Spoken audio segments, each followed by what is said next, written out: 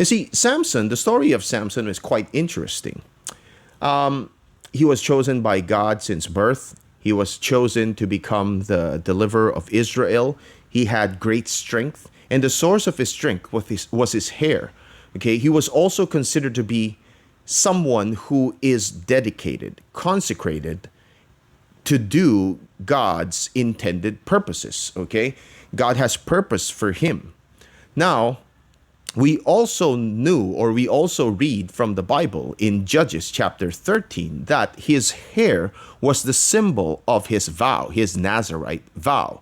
Now, the problem that I got here when I was going through these chapters, when I was analyzing it, studying it, is that I couldn't get my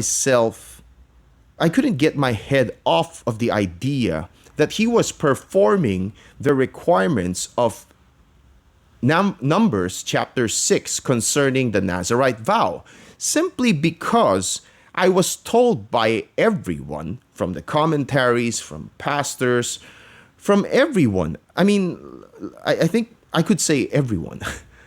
I mean, or at least the commentaries that I read, that somehow he was a Nazarite and he was supposed to perform all the criteria mentioned in Numbers chapter 6. So let me just go through the criteria mentioned in Numbers chapter 6 concerning a Nazarite vow. Number one, a person has to voluntarily take the vow, okay? In which case, it wasn't voluntary for him. Number two, the person isn't supposed to drink any wine, any alcoholic drinks, which I think doesn't apply to Samson because he was drunk. A lot of times he was drunk, okay? He was a womanizer, okay? And he was also, in one of the criteria as well in Numbers chapter 6 is that the person wasn't supposed to be around dead things like, corpses. Which tells me that this doesn't apply to him because he killed a lot of Philistines, okay? And the problem with that is God was the one who gave him the strength in order to kill Philistines, okay? He also killed a lion, and God also gave him that strength. So what does that make God? I mean, that would make God the reason for him breaking the vow. And I just don't think that's right, okay? The last thing is, in order to finish the vow, in order to finish the vow, you have to perform a certain ritual in order to conclude the vow, and you need to cut off the hair and offer it to God. And that is the only part that is only mentioned in the story of Samson that he had to keep as part of his vow as a Nazarite. So here's the thing.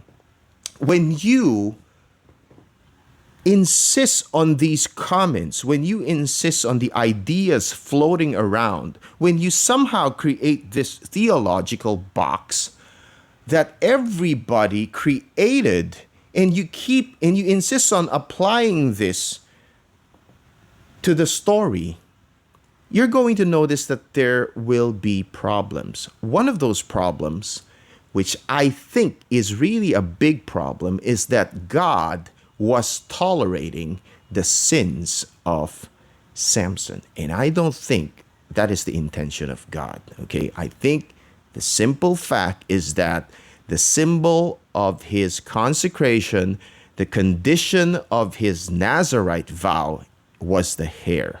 Okay, it wasn't anything else mentioned in Numbers chapter 6.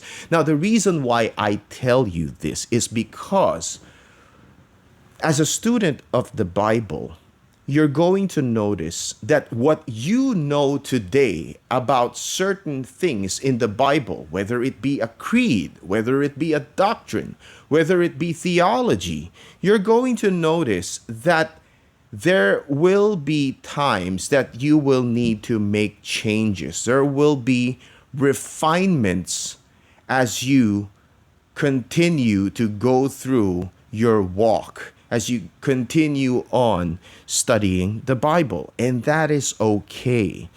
What is not okay is that you're going to insist on using this small theological box, and you're going to use it even though the valuable information that you gathered simply doesn't fit this box anymore.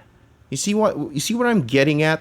When the box just doesn't fit, you need to change it. You need to get a bigger box, okay?